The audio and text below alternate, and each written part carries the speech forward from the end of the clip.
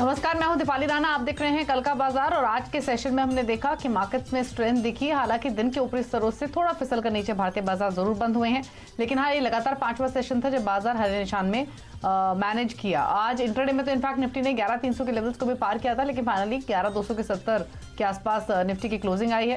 Bank Nifty में भी 150 अंकों की मजबूती दिखी। लेकिन आज के सेशन में फार्मा और रियल्टी दो ऐसी पॉकेट्स है जहां पर शानदार मोमेंटम देखने को मिल रहा था। स्टॉक स्पेसिफिक देखेंगे तो फार्मा स्पेस के लार्ज कैप और मिड कैप कैटेगरी के कई स्टॉक्स थे जिन्होंने 52 वीक हाइज आज के सेशन में टच किए। कुछ स्टॉक्स लाइफ टाइम हाइज पर पहुंचे। प्रोमिनेंट मूवर्स आप देखिए, सिप्ला, सन फार्मा, यहाँ पर अच्छी मजबूती दिखी। डीवीज लैब, ल्यूपिन जैसे स्टॉक्स अच्छी तेजी के साथ बंद हुए। अक्रॉस द बोर्ड फार्मा में इनफैक्ट रौनक थी।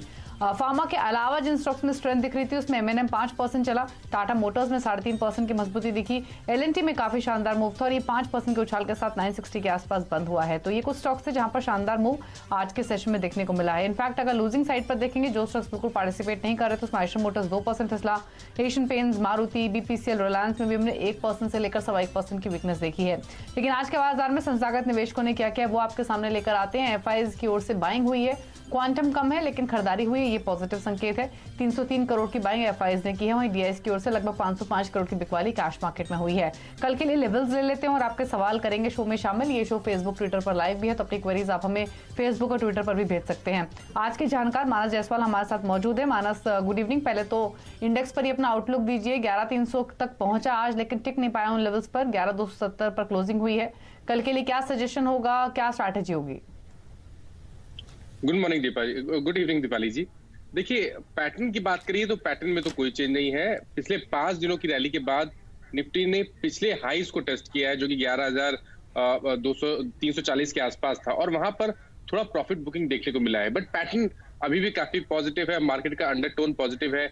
मैं समझता हूँ कि जो गिरावट हमने आज इंटरडे सेशन में देखी वो बेहतरीन खरीदारी के मौके हैं, क्योंकि लोअर लेवल्स पे 11,200 और 11,190 पे स्ट्रॉन्ग सपोर्ट दिखता है। तो खरीदारी करें इस गिरावट पे।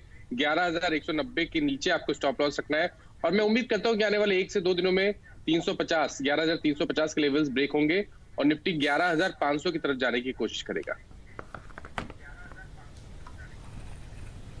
ठीक है, तो जो स्ट्रेंथ है वो दिख रही है, अभी भी ऑन डिप्स खरीदने की ही सलाह है।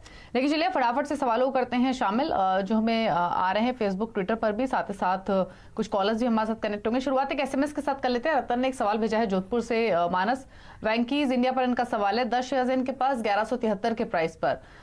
तो वैंकीज में तो इनफैक्ट कई ऐसे इन्वेस्टर्स हैं जो कि 1700-1800 के लेवल पर भी होल्ड कर रहे हैं। इनका परचेसिंग प्राइस 1100 का है, तो ज्यादा नुकसान इनको फिलहाल नहीं हो रहा है, लेकिन फिर भी क्या सजेशन होगा?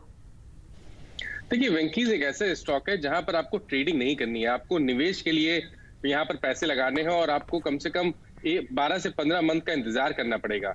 तो मैं तो समझता हूँ कि वेंकीज ने जिस तरह के बॉटम कुछ हफ्ते पहले बनाए हैं उसको देखते हुए कि इसमें इतना पोटेंशियल है कि स्टॉक करीब 1450 लेकर 1500 तक के लेवल्स आने वाले समय में दिखाए। तो मेरे हिसाब से तो इस कंसोलिडेशन में आप वेंकीज को होल्ड करिए और अपना स्टॉप लॉस 994 के नीचे लगाइए। तो होल्ड करेंगे सलाह है 994 के स्टॉप लॉस के साथ। मनीराम जयपुर से हमारे साथ फोन लाइन पर है। मनीराम जी नमस्कार, बताइए क्या सवाल है आपका? नमस्कार मैम।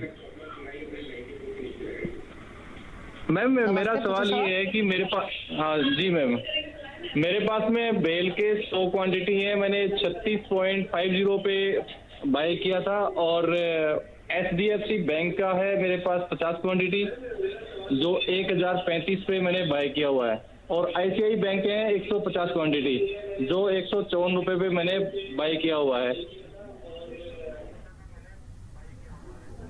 ICICI बैंक में हमने परचेसिंग प्राइस क्या बताया जी?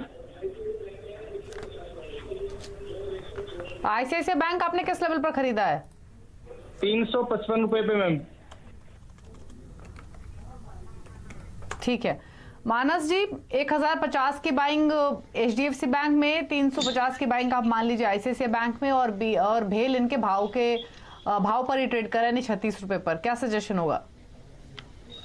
देखिए, भेल में तो मैं समझता हूँ कि बिल्कुल इनको पोजीशन होल्ड करनी है। 33 रुपए मेरे ख्याल से 100 डे मूविंग एवरेज है, तो उसके नीचे आपको स्टॉप लॉस रखना है। और जिस तरह की रिकवरी हमने पिछले 3-4 मंथ में देखी है, मैं समझता हूँ कि ऊपर की तरफ आप करीब 48 और 49 के टारगेट्स को सेट कर सकते हैं।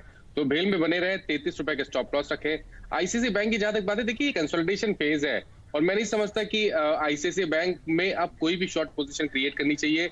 गिरावट पे खरीदारी करें। अगर आपके पास ऑलरेडी आईसीआईसीआई बैंक है तो आप बने रहे 324 रुपए के नीचे स्टॉप लॉस रखें, और मैं उम्मीद करता हूँ कि कुछ समय के बाद कंसोलिडेशन रेंज ब्रेक होगी और स्टॉक 425 से लेकर 450 की तरफ जाने की कोशिश करेगा। और अगर एचडीएफसी बैंक की बात करें तो यहाँ पर भी मैं समझता हूँ कि जो स्टॉक का अंडरटोन है वो बुलिश है। हालांकि हमने कुछ प्रॉफिट बुकिंग देखी है, बट अगर हमें लोअर लेवल पे देखें तो वहां पर 984 से लेकर 980 ये एक स्ट्रॉन्ग सपोर्ट रेंज दिखती है। तो 980 के नीचे स्टॉप लॉस रखे, एचडीएफसी बैंक में बने रहे, और जब भी ये 200 डे मूविंग एवरेज जो कि 1070 है उसको ब्रेक करेगा तो शायद आपको 1200 के भाव देखने को मिलेंगे। आशीष हमारे साथ महाराष्ट्र से। आशीष जी गुड इवनिंग, बताइए सवाल अपना। हाँ मैडम, मैंने ग्रेन्यूल्स इंडिया लिया हूँ 98 रुपीज के भाव से, और मुझे वो 1000 शेयर लिया हूँ, और वो मैं 15 साल तक रख सकता हूँ मैं, तो उसका फ्यूचर प्रोस्पेक्ट कैसा है? मानस ग्रैन्यूल्स 100 रुपए का स्टॉक 329 रुपए पर ट्रेड कर रहा है, तो 2 गुने से ज्यादा मुनाफा तो इनको मिल रहा है, और 2 गुने मुनाफे के साथ ये 15 साल तक होल्ड करने की बात कर रहे हैं। प्रॉफिट्स ले लें यहाँ पर थोड़े से या फिर रखें होल्ड?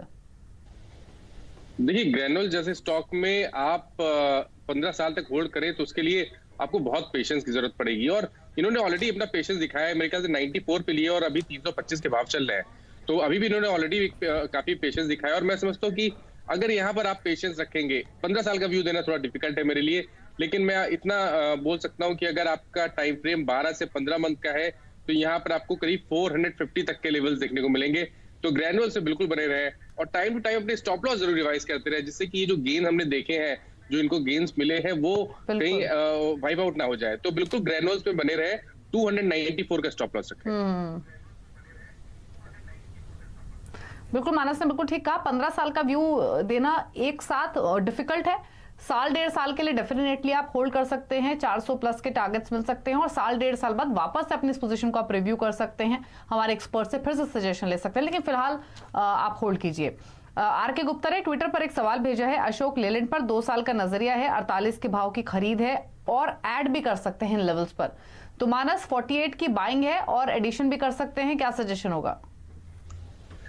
देखिए, मैं नहीं समझता कि आपको अशोक लेलैंड में करंट लेवल्स पे खरीदारी करनी है लॉन्ग टर्म इन्वेस्टमेंट के लिए, क्योंकि यहाँ पर जब तक 200 डे मूविंग एवरेज ब्रेक नहीं होता है, जो कि 60 या 65 रुपए की रेंज में है, तब तक इस पे कोई बड़ा व्यू देना बहुत मुश्किल है। लेकिन इसी सेक्टर से अगर आपको कहीं और निवेश करना है तो मैं समझता हूँ कि अभी भी एस्कॉर्ट्स में बहुत पोटेंशियल है। ऑलरेडी हमने एक बहुत बड़ी रैली देखी है, लेकिन अगर आपका 12 से 15 मंथ का व्यू है तो मैं समझता हूँ कि एस्कॉर्ट्स 1400 से लेकर 1500 तक के लेवल्स को टेस्ट कर सकता है। तो कभी कोई गिरावट मिल जाए तो अशोक लेलैंड की जगह एस्कॉर्ट्स पे निवेश करें। ठीक है, तो अशोक लेलैंड की एग्जिस्टिंग पोजीशन होल्ड कर लीजिए। नई खरीदारी अगर आप करना चाहते हैं ऑटो स्पेस में तो एस्कॉर्ट्स आप चुन सकते हैं, जैसे कि मानस ने बताया, साल 1.5 साल के नजरिए से। जसप्रीत है चंडीगढ़ से। जसप्रीत जी नमस्कार, बताइए सवाल अपना। मेरे पास जी 100 शेयर है कॉनकोर के 435 पे, तो अभी आज बहुत ज्यादा गिरे हैं, तो एक शुड आई इन्वेस्ट, मतलब बाय मोर? सेकंड है, मेरे पास 400 शेयर है रेमंड्स के 277 के, तो मैं क्या करूं? मानस जी पहले तो कॉनकोर पर सजेशन दीजिए। रिजल्ट्स का इम्पैक्ट इस स्टॉक पर दिखा, जिसके कारण ये 15% फिसला, लेकिन क्या यहाँ पर और एडिशन करना चाहिए? और दूसरा रेमंड्स, इस पर आपका क्या व्यू रहेगा? यहाँ पर भी इनकी पोजीशन है। देखिए, कोई स्टॉक को लॉन्ग टर्म बुलिश टेरिटरी में जाने के लिए उसका 200 डे मूविंग एवरेज ब्रेक करना बहुत जरूरी होता है। लेकिन एस्कॉर्ट्स ने कोशिश बहुत की पिछले 7-8 सेशन में, लेकिन ये अपना 200 day exponential moving average break नहीं कर पाया, उसके ऊपर सस्टेन नहीं हो पाया। और आज के पैटर्न को देख के मैं समझता हूँ कि शायद हमें और एक करेक्शन देखने को मिलेगा, जिसमें स्टॉक शायद 325 से लेकर 300 तक के लेवल भी टेस्ट कर सकता है। तो मेरी राय में तो कभी भी कोई उछाल मिले कॉनकोर में तो आपको 400 से 420 की रेंज में यहां से निकल जाना है, और अब लॉन्ग पोजीशन आपको 450 रुपए के ऊपर ही बनानी है।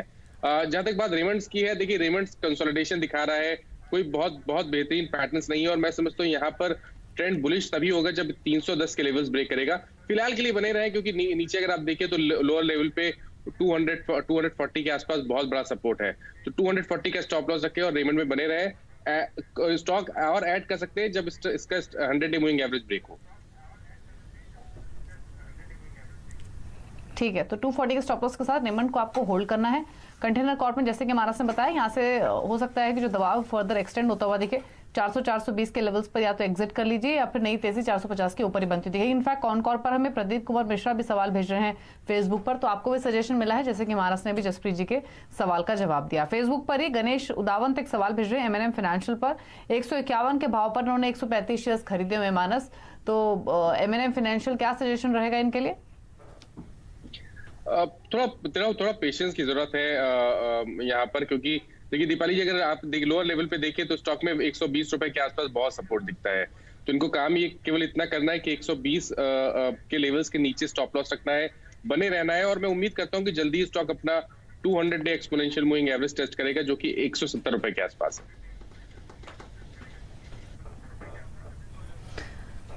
इस अगले कॉलर हमारे साथ प्रद्युत हैं कोलकाता से। प्रद्युत जी नमस्कार, बताइए सवाल अपना। हाँ, हमारा पास दीपक नाइट्रेट है, उससे हमने लिया है 614 में 50 शेयर, तो रिजल्ट अच्छा नहीं है, इसलिए गिर गया। ओके, तो क्या करना चाहिए हमको अभी?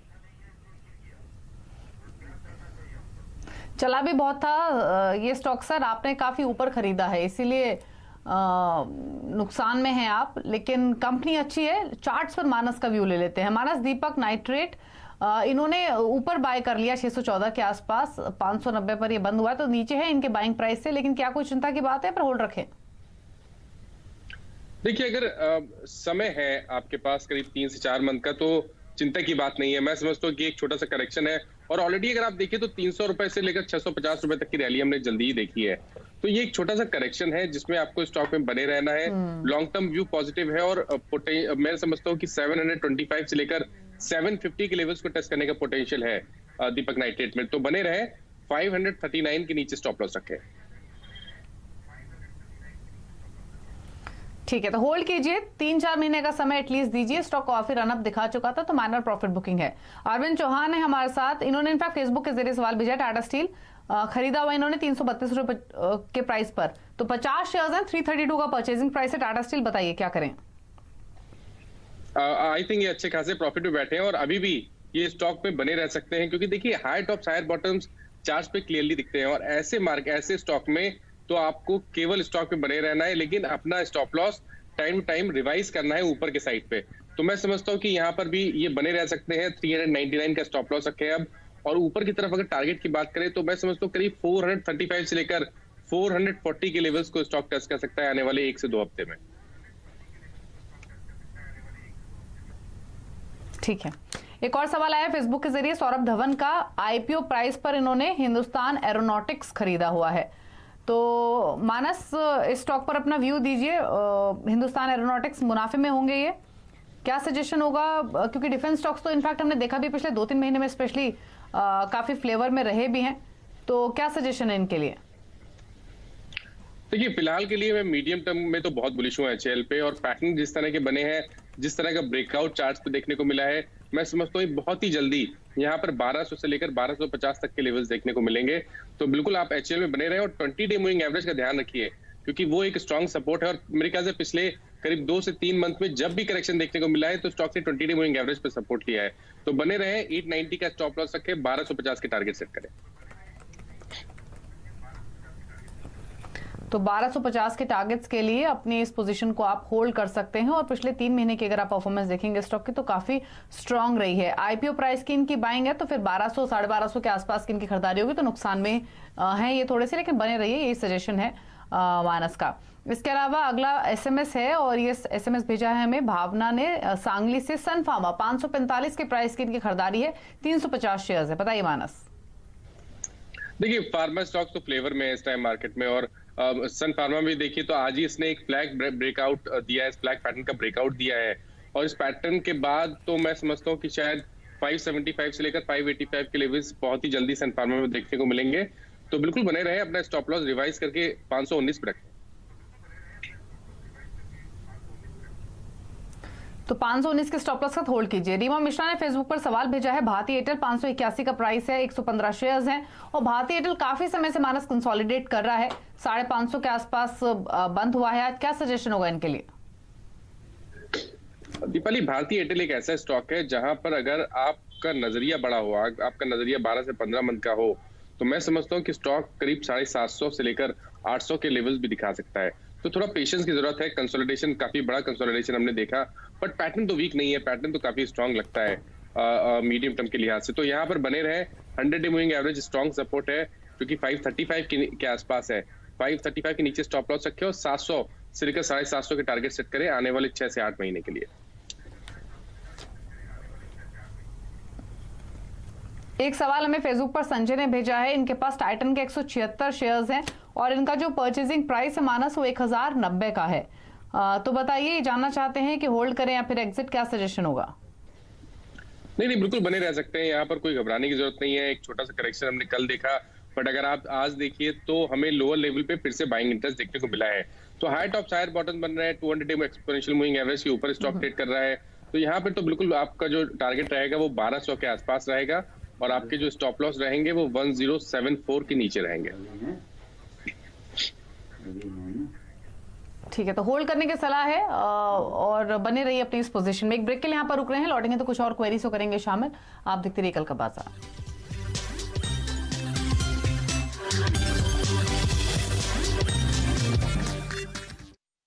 आप देख रहे हैं कल का बाजार। हमारे साथ मानस जैसल बने हुए हैं आपके सभी सवालों के जवाब देने के लिए। फेसबुक, ट्विटर पर ढेर सारे सवाल हमें मिल रहे हैं और एक सवाल फेसबुक पर प्रभात गुप्ता ने भेजा है। एनटीपीसी पर इनका सवाल है। 91 के प्राइस पर 2100 शेयर्स खरीदे हुए हैं। तो मानस, एनटीपीसी 91 का प्राइस बताइए।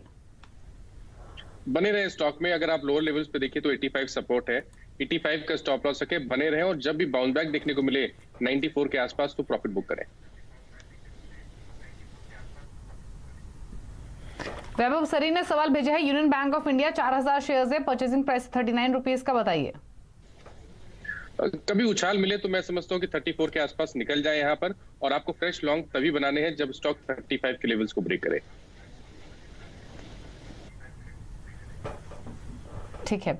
अश्विनी मनोका ने एक सवाल भेजा है डीसीबी बैंक पर। इनके पास 87.50 का की बाइंग है। 3 से 6 महीने का व्यू है। 3 से 6 महीने के लिए तो बिल्कुल आप बने रह सकते हैं। 77 के नीचे स्टॉप लॉस रखिए और ऊपर की तरफ करीब 100 रुपए तक के टारगेट्स पॉसिबल हैं स्टॉक में। 50 का की बाइंग। ठीक है। इसके अलावा एक सवाल आ रहा है सचिन चौहान का हिमाद्री स्पेशलिटी केमिकल पर। 1000 शेयर्स इनके पास, 60 रुपए का परचेजिंग प्राइस है। 60 रुपीज का प्राइस है तो बिल्कुल बने रह सकते हैं। मैं लोअर लेवल पे समझता हूँ कि 55 के नीचे आपको स्टॉप लॉस रखना है। मैं आई थिंक दीपाली मैं चार्ट नहीं देख पा रहा हूँ इसके, तो होल्ड कीजिए। ठीक है मानस, बाद में राय दे दीजिए अगर टाइम मिले तो। इसके अलावा कोटक महिंद्रा बैंक पर भी एक सवाल आ रहा है सौरभ का। 100 शेयर्स है, 742 का परचेजिंग प्राइस है, लॉन्ग टर्म व्यू है। लॉन्ग टर्म व्यू के लिए तो आप बिल्कुल आप कोटक में बने रह सकते हैं। करीब 3 to 6 मंथ्स का जो टारगेट रहेगा वो 1575 के आसपास रहेगा और लोअर लेवल पे 1200 के नीचे स्ट्रॉन्ग सपोर्ट दिखता है, तो वहां स्टॉप लॉस रखें। आरबीएल बैंक पर एक सवाल आ रहा है अभी दास का। इन्होंने 180 के प्राइस पर आरबीएल बैंक के शेयर्स खरीदे हुए हैं, बताइए। देखिए थोड़ा प्रॉफिट बुकिंग देखने को मिला है, बट 170 एक स्ट्रॉन्ग सपोर्ट है। 170 का स्टॉप लॉस रखें। मैं समझता हूँ कि फिर से रिकवरी देखने को मिलेगी और स्टॉक 205 तक के लेवल्स को टेस्ट करेगा। जी, इसके अलावा वेदांता पर अपनी राय दीजिए। रवि का सवाल आ रहा है 82 के प्राइस पर इन्होंने क्वांटिटी खरीदी हुई है, तो क्या सजेशन होगा वेदांता पर? बिल्कुल बने रह सकते हैं। 200 day moving average already break हो गया है। 120 रुपए स्ट्रॉन्ग सपोर्ट है, उसके नीचे स्टॉप लॉस रखें और कम से कम 140 तक के टारगेट सेट करें। सर्वेश्वर एक सवाल भेज रहे हैं आरसीएफ पर। 1000 शेयर्स इनके पास आरसीएफ के, परचेजिंग प्राइस है 51 का। बेहतरीन चार्ट है और मैं समझता हूँ कि अब लोअर लेवल पे आपको 49 के आसपास सपोर्ट दिखेगा, तो 49 के नीचे स्टॉप लॉस रखें। ऊपर की तरफ 57, 58 रुपीज तक के टारगेट्स पॉसिबल है आने वाले 2 से 3 हफ्ते में। आयुष शर्मा प्राज इंडस्ट्रीज पर सवाल भेज रहे हैं। 100 शेयर्स है, 65 रुपए 20 पैसे के प्राइस पर। आज के पैटर्न को देख के तो लगता है कि ये रिवर्सल है और अब जो नेक्स्ट टारगेट होंगे वो करीब 78 रुपीज के रहेंगे, तो बने रहे। 59 के नीचे स्टॉप लॉस रखें। इसके अलावा एनआरबी बियरिंग पर सवाल आ रहा है। नरेंद्र जैन ने सवाल भेजा है। एनआरबी बियरिंग 100 शेयर्स हैं और जिनका परचेजिंग प्राइस है वो 72 का है। स्मॉल कैप कैटेगरी का स्टॉक है एनआरबी बियरिंग। मानस, अगर चार्ट्स देख पा रहे हैं तो बताइए क्या सजेशन होगा। देखिए, पहला काम करें कि 73 के नीचे स्टॉप लॉस रखें, बने रहे। 200 डे मूविंग एवरेज रेजिस्टेंस है जो कि 88-89 रुपीस के आसपास है, और जब स्टॉक वो ब्रेक करेगा तो शायद इनको 105 तक के लेवल्स देखने को मिलेंगे। फिलहाल के लिए बने रहे, 73 के नीचे स्टॉप लॉस रखें।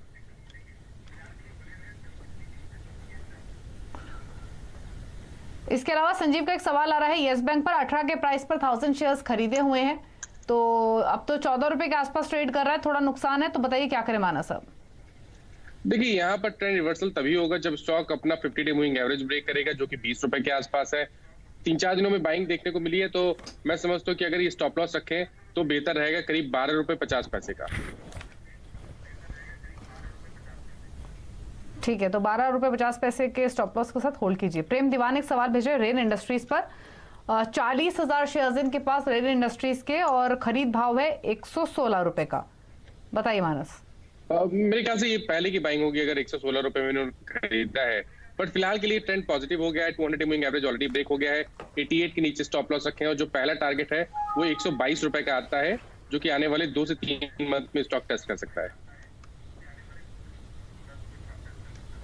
तो होल्ड करने की सलाह है। 120 प्लस के टारगेट्स नियर टर्म में दिख रहे हैं, तो बने रहिए इस निवेश में। फिलहाल इतने सवाल करेंगे शामिल, शो को समेटने का वक्त है। शुक्रिया मानस से शो का हिस्सा बनने के लिए और सभी क्वेरीज को आंसर करने के लिए। तो इसी के साथ कल का बाजार में तो इतना है। लिंक खबरों पर लगातार अपडेट के लिए CNBC आवाज से जुड़े रहिए, ट्विटर, फेसबुक और यूट्यूब के जरिए। नमस्कार।